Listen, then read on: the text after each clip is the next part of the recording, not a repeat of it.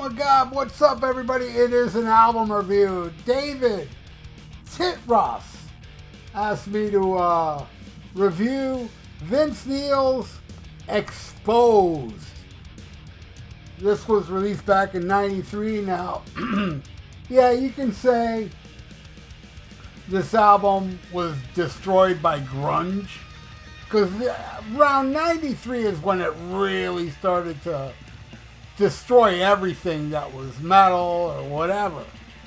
You know, it was '91, Nevermind came out, but it took a couple years because, you know, Poison was still big.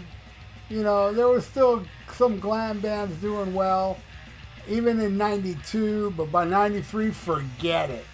This album here was released way too late, because I think this album would have been huge in the '80s, because this is an '80s album. It really is a big '80s album. And I would put it above everything Motley Crue has done with Vince Neil after Shout at the Devil. This is better than Theater of Pain, Girls, Girls, Girls, Dr. Feelgood, and even the later stuff, Generation Swine, New Tattoo, and that last crappy one, Saints of Los Angeles. I think this album smokes everything, except for the first two Motley albums. But anyway, Exposed is the first album he did following his exit from the band, and the album was recorded at the record plant in Los Angeles in '92. Neil titled the album Exposed because he felt the album as his moment in the spotlight, no longer being a member of Motley Crue. And Neil's manager, Bruce Bird, died of a brain aneurysm during the recording. Neil later hired Bert Stein. Anyway, Vince Neil, together with the manager Bruce Bird and Jack Blades, originally approached longtime friend and ex-Ozzy bassist Phil Soussan to help him write the album and put a band together. Soussan left his then current band Beggars and Thieves and wrote several tracks with Neil, on which 5 were included on the album. The original lineup was to have featuring Adrian Vandenberg of Whitesnake and on guitar, but a switch was made at the last minute. And at Warner Brothers' recommendation, they got Steve Stevens, who claims to have played all bass and guitar tracks on Exposed. During the final recording process, Soussan left the band after differences with Stevens, who had insisted in wanting to play bass on the album. Robbie Crane was then switched from rhythm guitar to bass. Dave Marshall was hired as rhythm guitar player, and Vicky Fox was to play drums. And the band's first show was played at the Roxy under the name Five Guys from Van Nuys. And the band eventually went on tour, opening for Van Halen on their 1993 tour, promoting their live album. And the biggest gig was in Canada at Molson Park North of Toronto, playing on the same bill as Van Halen and Kim Mitchell on Canada Day, May 1st, 1993, to over 50,000 fans.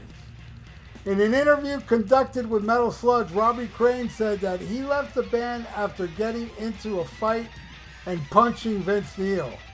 On that occasion, the band's musicians had missed the show due to a broken down bus, and Neil had to perform with members of other bands. And the two got into a heated exchange when Crane arrived at the venue. Crane said that he hit a drunken Neil, causing Neil to hit and cut his head open on a spike on the ground. Crane also said that Fox was fired from the band after stealing equipment. The funny thing is, I remember the song You're Invited But Your Friend Can't Come was released. I mean, it seemed like weeks after Vince got fired from Motley Crue. He released this song and video for the movie Encino Man. In the year 2000, Vince Neil said, "Exposed did well, and I'm sure the record that Motley Crue did without me was also very good. But my solo record wasn't Motley Crue, and theirs wasn't either. The magic just wasn't there, he said. Well, I disagree. I'm going to go through all these songs, and I got to say, man, I love this album. Not all of it, but I love a lot of it. And I think Vince Neil's voice is amazing. Vince Neil gets bashed so much for his singing. And I can understand, live it's a disaster watching him now. But, I've seen a lot of people, oh, he was never a good singer. I disagree. I really like his voice on this album. I like his voice on the song Danger and Too Young to Fall in Love. Well, damn, on the whole Shout of the Devil album, I think he rules. And on this album, I think he does some of his greatest vocal performances. Like on the opening track, Look in Her Eyes. Man, this song is almost tied for my favorite. There is a song on here that I like just a little bit more. But my God, this song rips, man. It's totally tailor-made for the 80s. But it's not like, glammy. Or it's a heavy tune. It's a good, fast, driving, heavy song. Definitely heavy metal. I think it's a great song. I think that Vince sounds awesome on this. And yeah, I've said many times, I don't have a really good ear for production, but I can tell on this album there's like a sheen. I like it. It doesn't really bother me. And man, Steve Stevens, throughout this whole album, is just, wow. What amazing guitar wizardry this guy lays on this song, and more songs to come. Look in Her Eyes, awesome opening track. And then the next song is Sister of Pain, which, man, this song could have been a hit if it was released like in the mid-80s. After Theater of Pain, or it could have been a hit. This really could have been, it's catchy. Yeah, there's cheesy lyrics, but, that's a surefire hit in the fucking 80s back then. And the video had Janine Lindemeyer, who was a porn star that ended up in a porn with Vince Neil.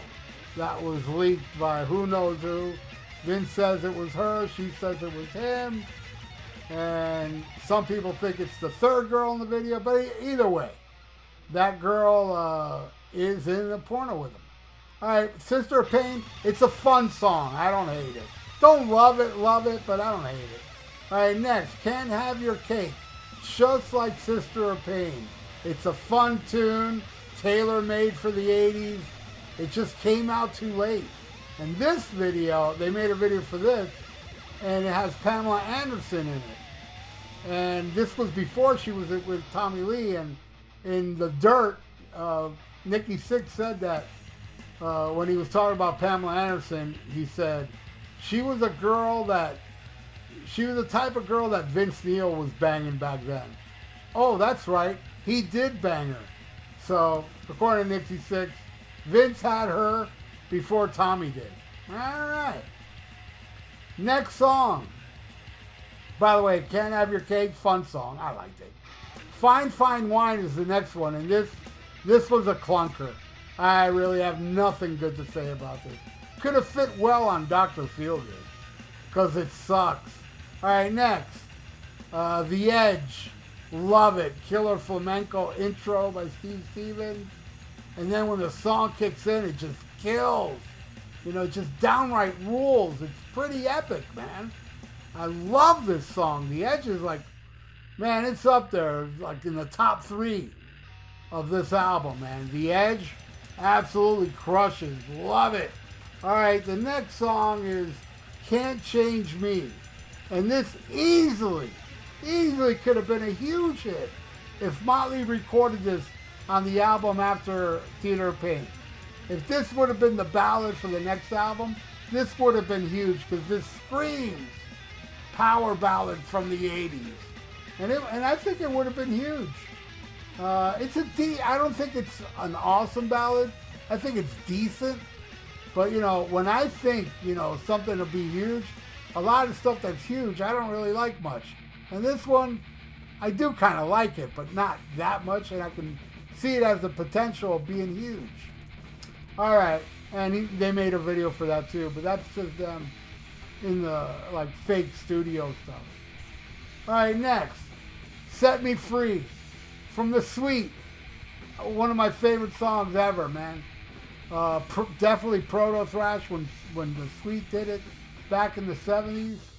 And Vince Neil does a great job. This band nail it. It rips. You know, it's an awesome cover to an awesome song. So yeah, I love it. All right, next, Living is a Luxury. My favorite song off this album. This song, I put it up there as Vince Neil's greatest vocal performances. Yeah, you can hear it in Danger, Too Young to Fall in Love, and Look in Her Eyes, and definitely Living is a Luxury. And the band is tighter than a nun's ass. I mean, this track flat out rules. I absolutely love it. All right, next one. You're Invited, but your friend can't come. I don't like this. You know, and I know it's the best known song. It's a bit too cringy. This one's cringy. I don't think this would even succeeded in the 80s. It would have, if they made a video for this song in the 80s, you know, it would look like one of those Kiss Asylum videos, like glammed out to the max. Would have been on Theater of Pain. It would have been cringeworthy. Would have been big though, because everything they released was huge back then. But still, it's a cringeworthy track. Not a fan. All right, next one. Getting Hard. Love it. Awesome hard rocking track. It's a fun, hard driving tune. Love it. I love, you know, Vince got a little bit of a snarly vocal delivery on some of those lines in the song, and it's just a tight, killer hard rock / metal song. Love it. Getting Hard rules. Then we end it with Forever. Oh, this ballad sounds manufactured. It sounds like Bad English or Firehouse or shit like that. I mean, Vince sounds good, but the song is just lackluster. I don't like it at all. This should have been like a B-side left off the album. But that's it. That is my review of Vince Neil Exposed. And I want to thank you, David, for asking me to do this. I haven't heard this album in a while. Listening to today was a damn pleasure, man. I love this album for the most part. What do you all think? Leave it in the comments below. Love it, hate it, somewhat, you know, half and half. Leave it in the comments below. And please, subscribe to my channel if you're not subscribed yet. And ring that little notification bell, you know. And in case you are subscribed, please check to see if you're still subscribed. Because if you're not, that explains what a lot of other people are going through. They're all getting unsubscribed for no reason. So if you are unsubscribed, please subscribe back. I would really appreciate that.